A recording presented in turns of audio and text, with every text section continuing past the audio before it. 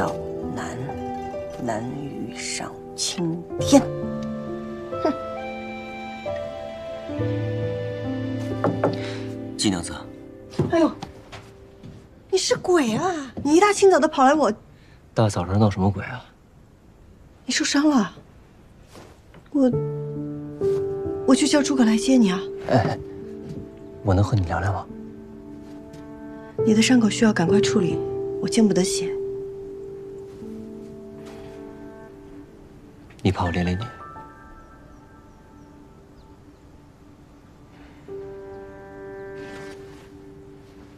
叨扰了。等一下。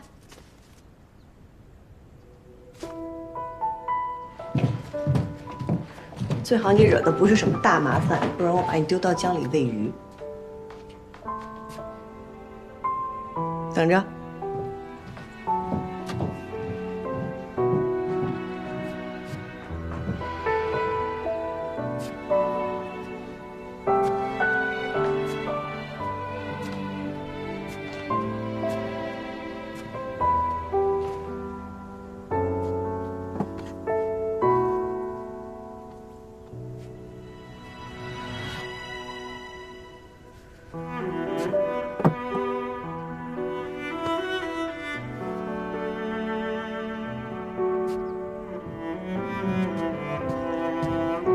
这是李白。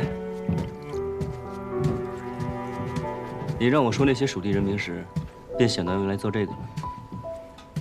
多谢杨警官赐教，我准备联合警户做一场锦衣售卖。你要入锦衣了？季娘子果然志存高远啊！我们家以前本来就是织锦的。你来这边坐。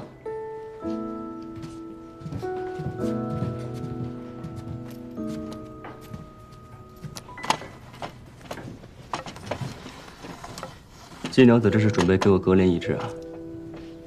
我又不是大夫，你要救命也不会找我。那，擦擦伤口。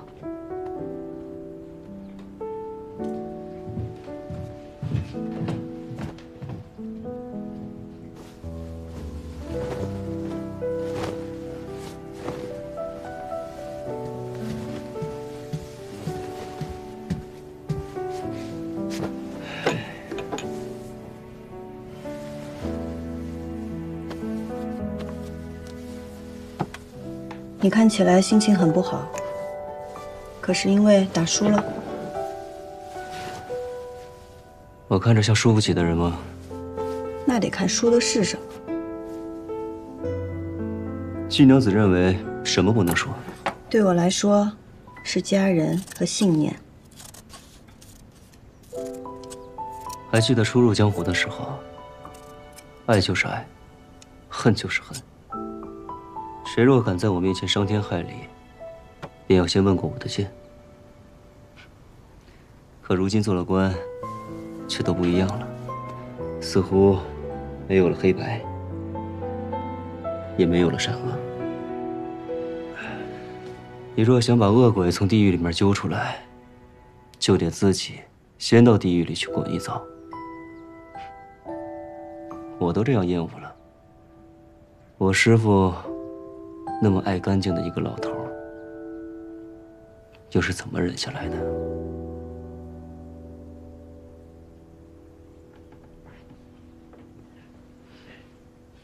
金娘子似乎不愿意跟我聊天。杨警官说话向来草蛇灰线，步步为营，我听不懂，所以也不知道该怎么聊。你想知道？可你若知道了，就下不了这条船了。我得先知道答案，再考虑要不要上杨警官这条船。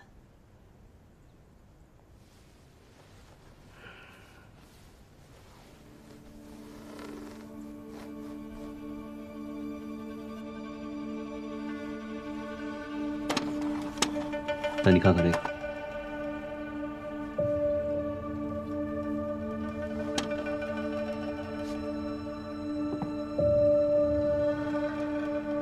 这是从哪儿得来的？捡的。有什么问题吗？不知道。上任警官沈如风是我师父，我不相信他是病死的。我这次回益州，便是为了来查他的命案。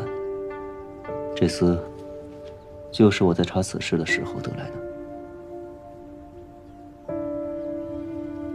这丝用的是我阿耶蜀红丝的配方，但染丝与织锦不同，天气、温度、湿度的不同，都会导致丝线颜色瞬息万变。染丝的人必须站在染缸边随机应变，所以，即便有了秘方，也未必能染出真正的蜀红丝。你说这丝是假的？为了增亮固色，用硫磺熏制过，与真正的蜀红丝谬以千里。我阿爷去世后，市面上偶尔也出现过仿制的蜀红丝，我见过几次，这次这个算是最接近真品的了。杨警官，上次你说宫中急需蜀红丝为皇后补衣，你不会病急乱投医，把这丝当作蜀红丝交往长安去了吧？你可还记得你阿耶因何获罪？你到底想说什么？我师父临死前，就是在调查蜀红丝，还有你阿爷的案子。金娘子有没有想过，我们想要的，很有可能会是同一个真相？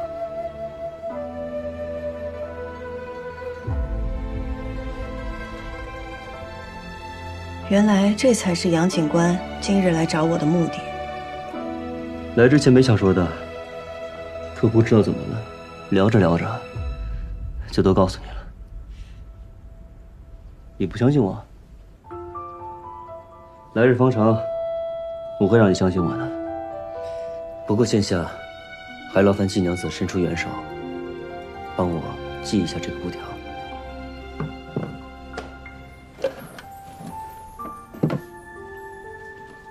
热水免费，伤药无钱。要钱没有，要命一条。来，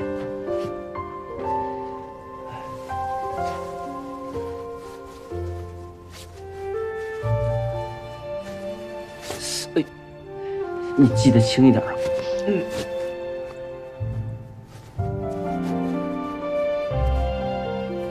季娘子这手劲够大的。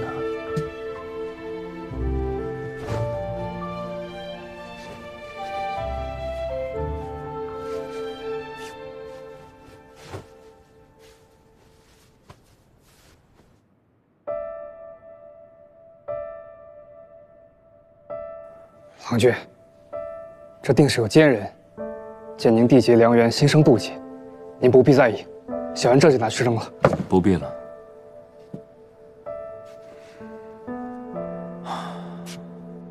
薄情寡性，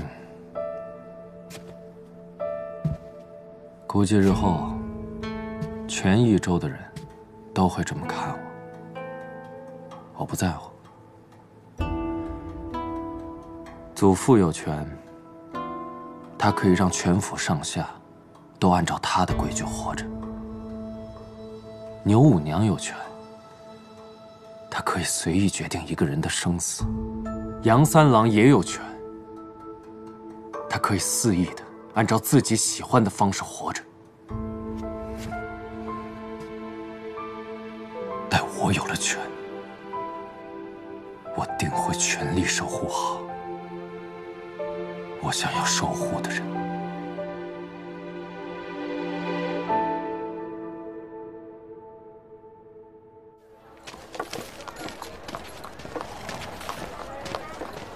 内司不能往宫里献。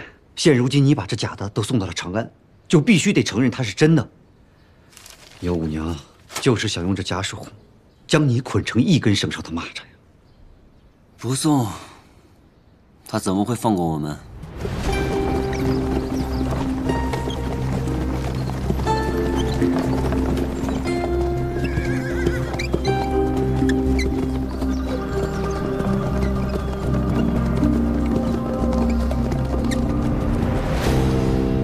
青城山腹地有一处名叫三潭的地方，你可听过？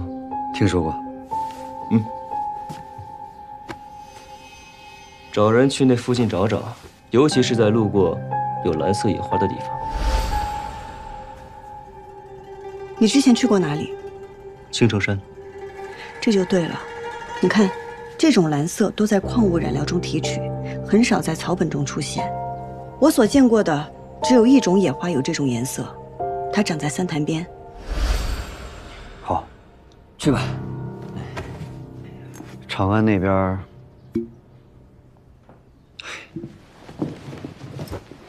杨三郎，你这是在赌命啊！你怕我死啊？啊？那到时候让人给你换一个既听话又稳妥的同盟，那岂不是更好啊？啊？牛瑾不是回城，他怕是比牛五娘更不好对付。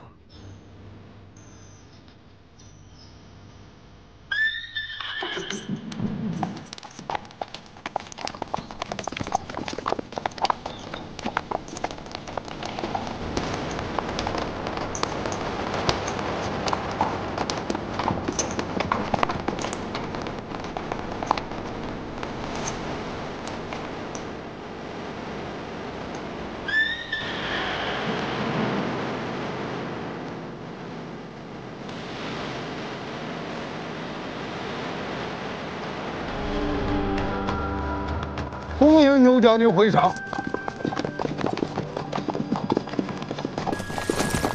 张刺史客气了。牛将军护佑剑南道百姓，劳苦功高，辛苦辛苦。1年不见，牛将军还是威风依旧啊！牛将军一路舟车劳顿，下官为您备了接风宴，不知可否赏光啊？你是新任警官？下官杨俊兰，见过牛将军。杨家大郎几届锦王盛名在外，不成想三郎也这样一鸣惊人啊！竟然做了益州城的警官。牛将军妙赞了，我呢也是第一次为官，还请将军多多提点。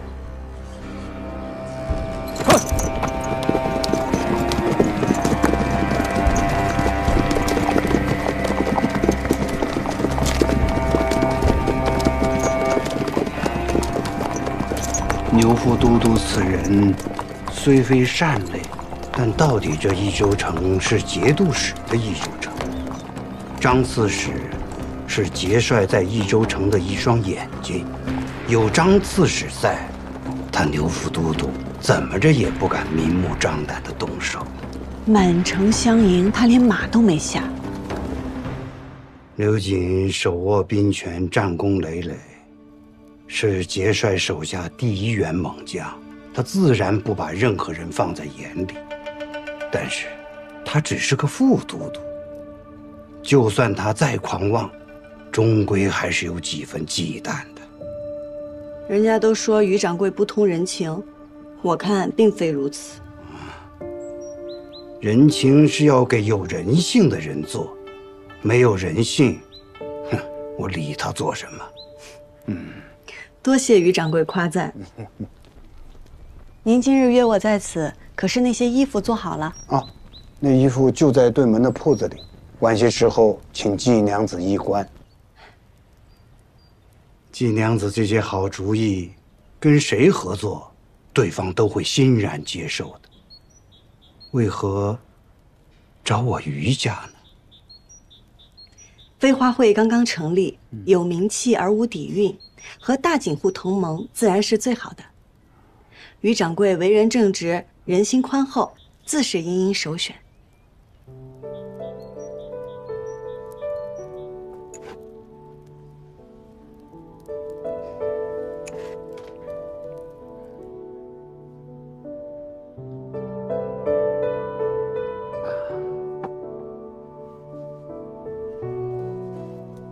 季娘子若是一位男子，必定能成就一番大事业。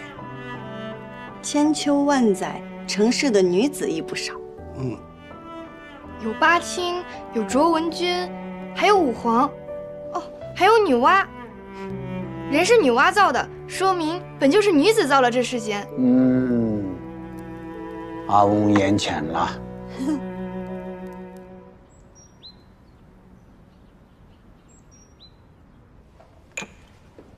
阿爷，请用茶。你好大的胆子呀！竟敢擅自决定自己的婚事！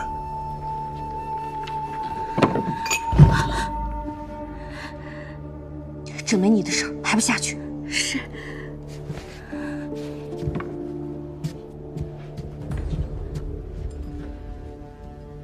阿爷，女儿并非钟情于赵秀远，而是为了您考虑。您志在锦业，与其让我嫁给一个远戚，不如将我许配给一个未来的锦王。未来的锦王，他赵家不过是个商户，怎么跟节度使的远亲相比？阿爷是节度使的亲戚，受命驻军在益州城外，再攀远戚，与我们并无异。益州籍，这5年都是杨家夺的锦王，我们只能在山中造节。若女儿嫁给赵家，让赵家代替杨家，成为新的锦王，接手宫中订单，岂不是可以光明正大的偷天换日？这话你同赵家讲了？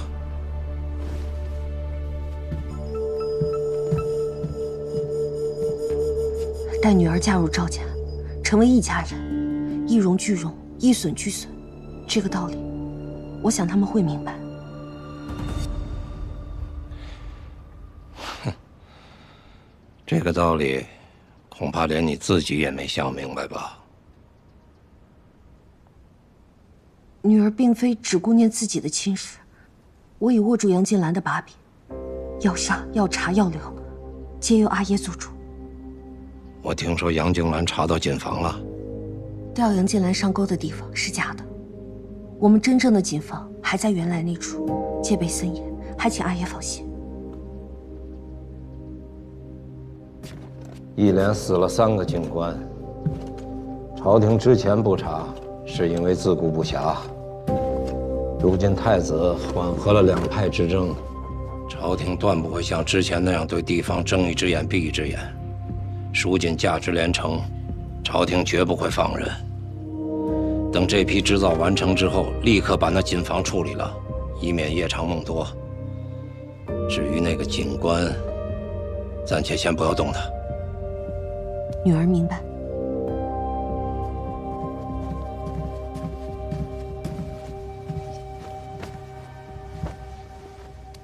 小婿，拜见丈人。你怎么来了？五娘遣人告知将军回来了，让我前来拜见。他要不说，你就不来了是吗？小婿身份低微，怕独自前来会冒犯了丈人。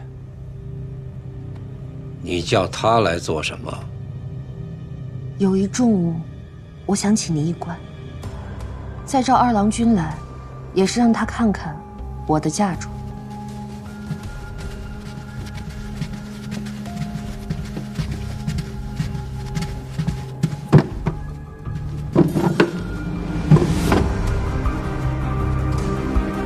蜀红丝。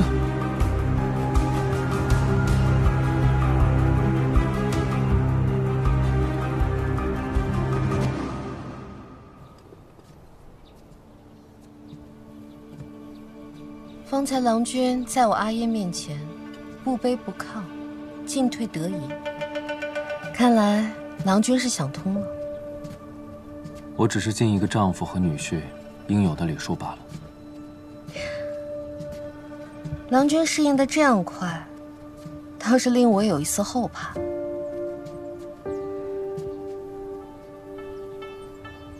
既然成婚已是事实，即便我心中不悦，我也会以一个丈夫的责任待你。至于你，我不奢望你能孝敬公婆、和睦妯娌，但希望你能略懂一个儿媳起码的礼节。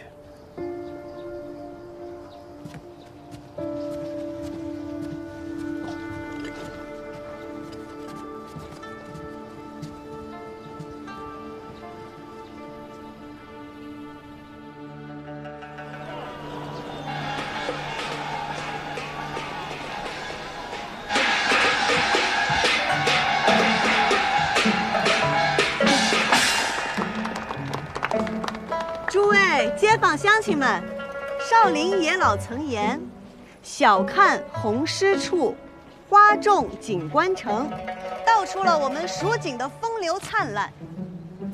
前不久，我们飞花会借青莲居士、女教书等名士才女的诗词，挥发灵感，与余家锦合作，做成10种华服。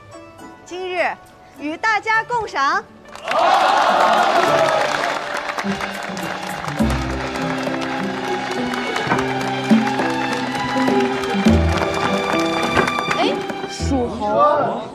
蜀红不是早就没了吗？没有吧？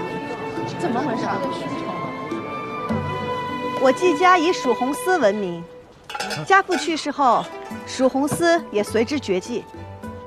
但蜀红一词，它的原意是指蜀地染出的红色。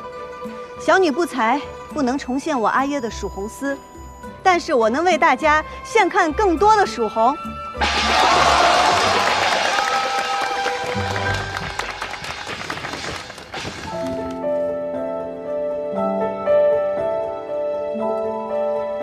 此衣名唤山花蔓，是用朱颜驼、绯色、水红3色混合而织就。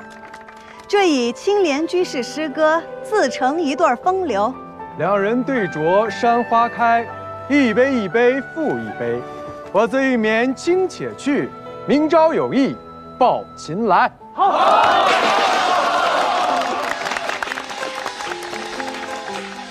此衣名唤九霞，留银红做主色，丁香和橘红为配色，乃是取自女教书的诗词。酒席分为9色霞，武陵仙玉五云车。春风应过东君社，偷样人间染百花。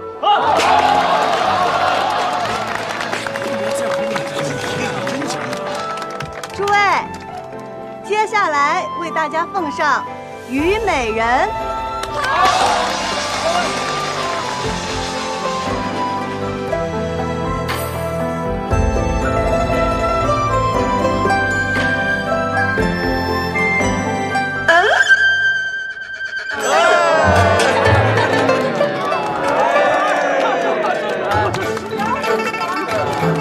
好俊俏的小郎君，这身衣服倒是蛮好看的，只是那头上的花和脸上的胭脂，老天爷！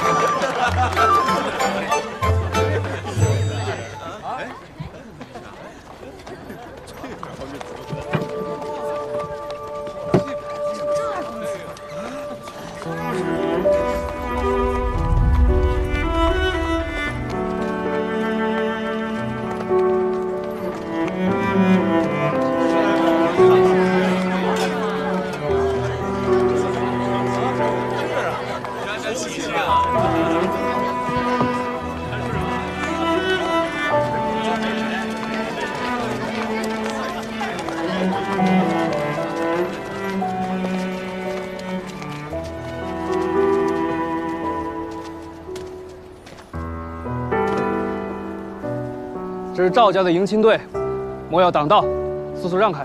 哎呦，你们赵家真了不起！这么说，整条街道都是你们家开的喽？就是，先来后到这个道理懂不懂啊？你们不懂，3岁的小孩都懂。就是。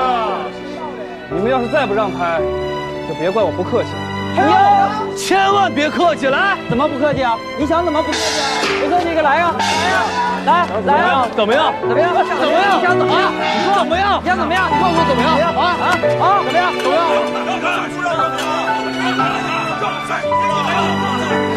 我们快让！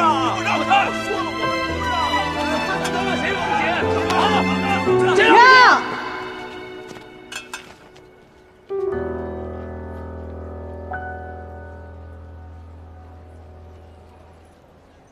今日是赵二郎君的大婚之日，我们让一让，又有何妨？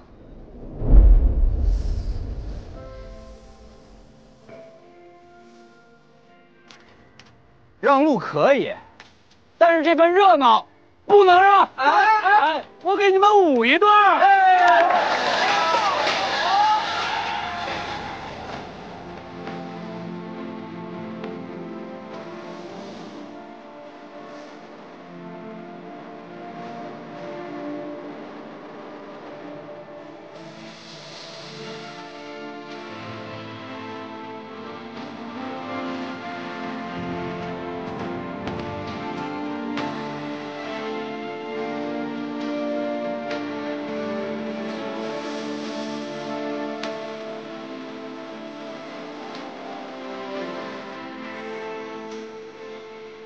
祖父答应我，说若我能取得这次的锦王，就允我向季家提亲。还没有放飞就灵验了呢。玉璋为我而来，就是不一样。扶摇直上讲完，这不正是我心中的你吗？知我者，赵二郎君是也。我们努力了这么久，好不容易可以在一起了，不要吧！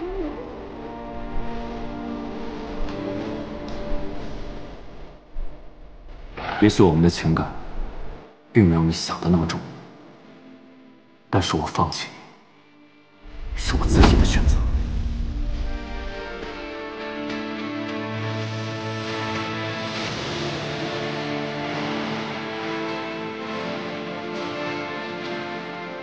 黄旗接待，代代相传。杂土豆，定三上。一打荣华富贵，二打金玉满堂，三打三人吉，四打龙凤呈祥，五打母子拜相，整死是。六撒六合同春，七撒人怎么也来了？夫妻偕老。刘将军在此，谁敢不来啊？八马回乡。看看，这半个益州城的权贵不都到了？十撒十全大吉。心腹马鞍平秤过，称心如意，世代平安。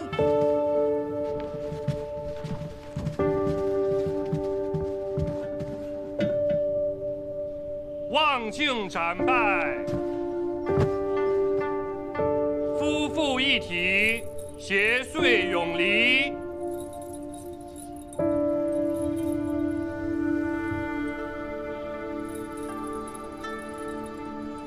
束带结凝霜，牵绳入洞房。好了，这里不用你了，下去吧。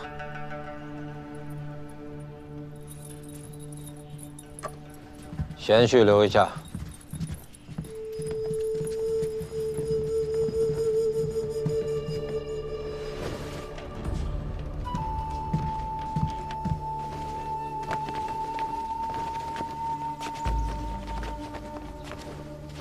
给刘将军报喜。诸位，今日除了小女大婚之喜外，还有一桩喜事要与诸位分享。来，诸位坐吧。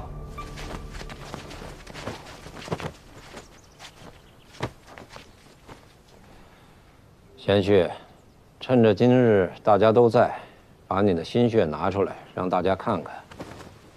是。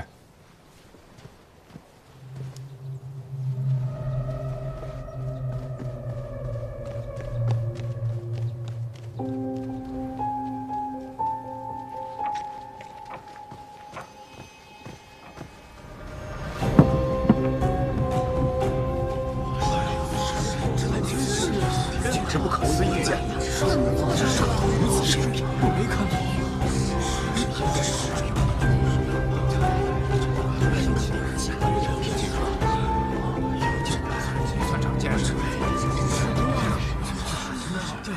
蜀红一出，千红枯，6宫粉黛无颜色。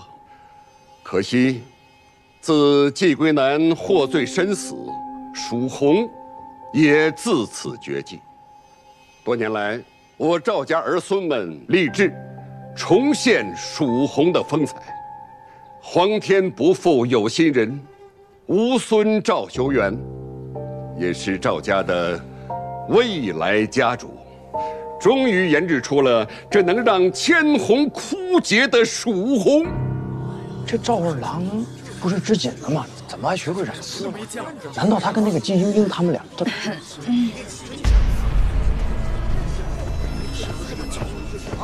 各位也都是锦业的老人了，也都见识过当年蜀红之绝伦。今日就请大家瞧瞧，晚辈所染的是不是真正的蜀红？不是早就失传了吗？哪像？这些年，人人都说染出来了，可结果呀，都不是。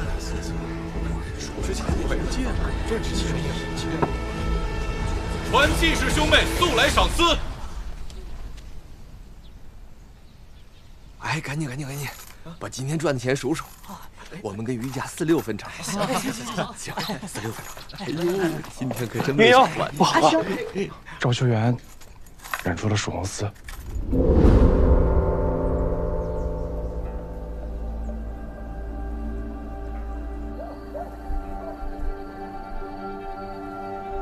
杨警官，今日请你来，就是要你当众断一断，这蜀红丝是真是假？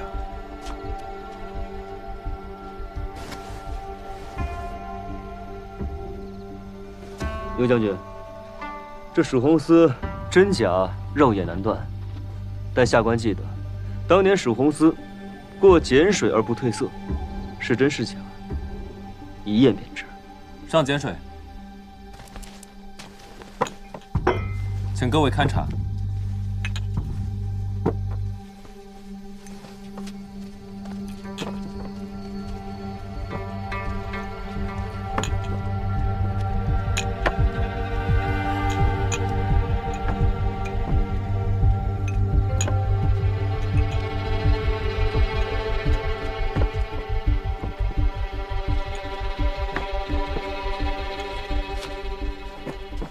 恭贺赵二郎重现蜀红丝。刘将军，赵二郎君既染出了蜀红丝，又是未来家主，可喜可贺，前途无量啊！杨警官，这蜀红丝，诸位，可还有人有异议啊？我有异议。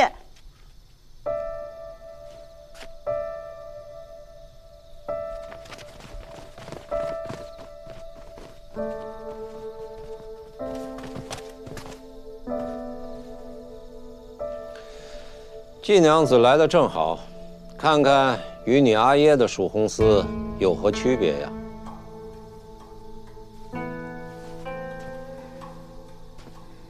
洋洋，你有件事的，即便你再机敏，也无疑是匹夫撼树。三思啊！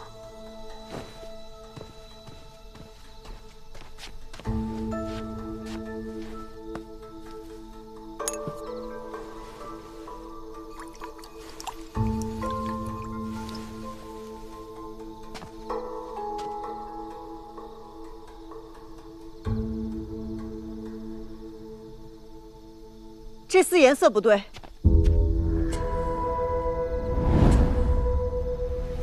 真正的蜀红丝经碱水，颜色分毫不退，可这丝却暗淡了。诸位可以仔细辨别手中红丝，若是以前的红有10分，那如今便只有7分。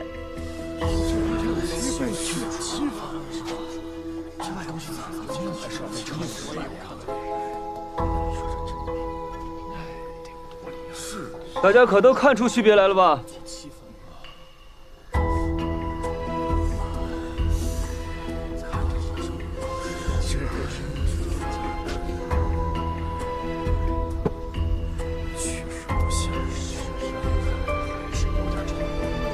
田旭，你辛苦染出的蜀红丝，现在季娘子在当中质疑你，你不说句话，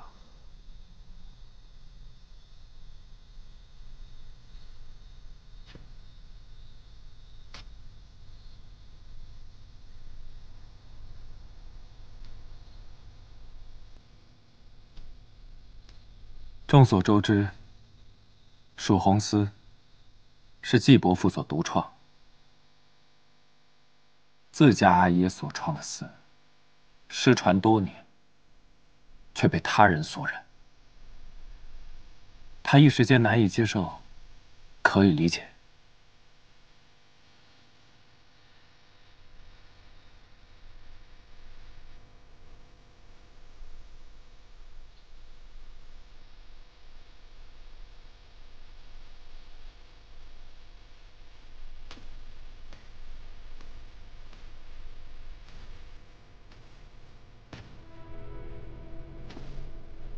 仅有风姿，人亦当有风骨。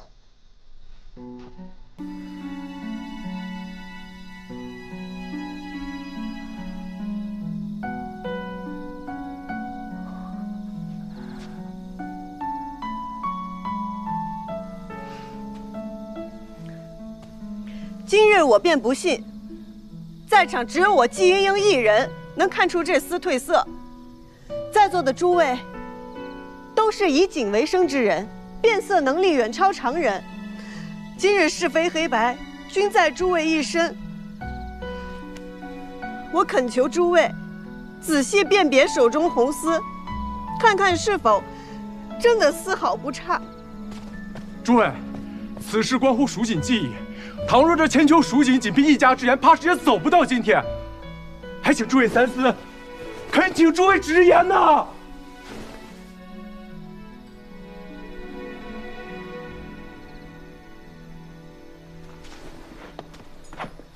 刘将军，晚辈眼拙，着实瞧不清这褪没褪色。不过我曾亲自摸过季家染制的蜀红丝，这手感确实是不一样。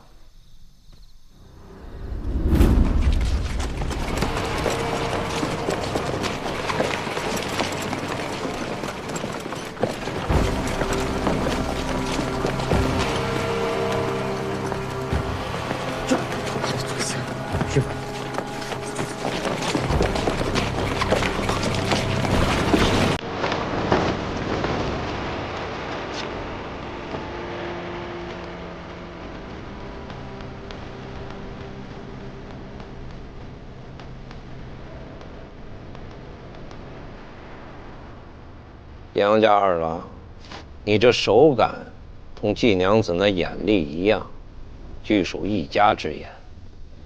想清楚再回答。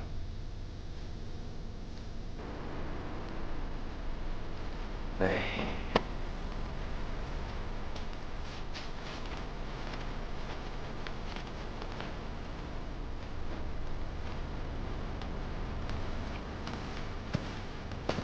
季娘子，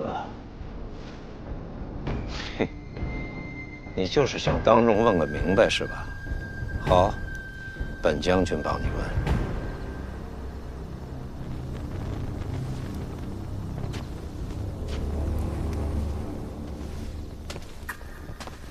杨夫人，这可是蜀红丝啊！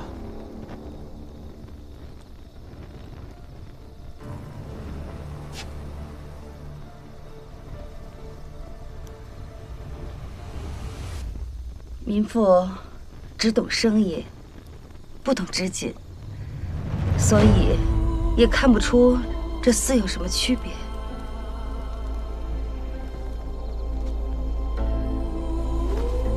孙掌柜，你说是蜀红丝吗？自然，自然。王掌柜说，千真万确，这确实就是蜀红丝。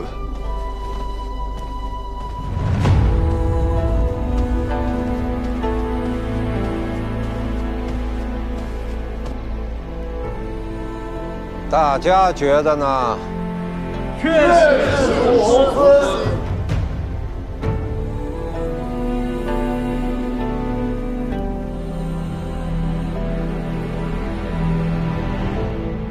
指鹿为马，颠倒黑白。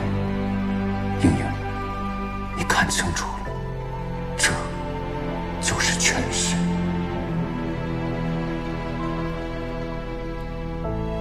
季娘子，既然大家都觉得是，你又何必自欺？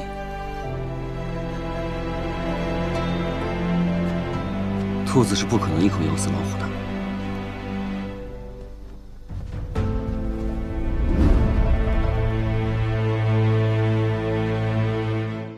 落英缤纷过，跌进尘埃，却在尘埃中开花结果。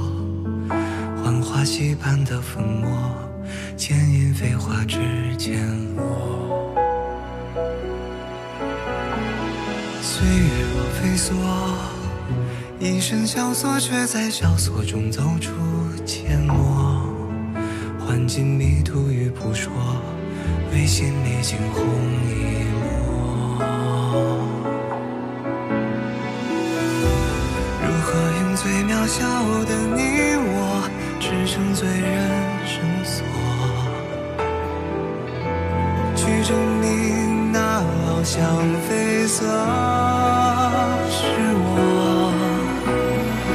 红色如诗月，红丝无言，深埋岁月的思念，将爱恨投索万千年成线，曾经落尾的执念。 色如火焰，红丝如烟，踏过千山也未眠。爱在风中破了茧，于人世间绽放最红的颜。红色如诗月，红丝无言，深埋岁月的思念，将爱恨投索万千年。 呈现正经落尾的执念，红色如火焰，红丝如烟，踏过千山也未眠。爱在风中破了茧，于人世间绽放最红的颜。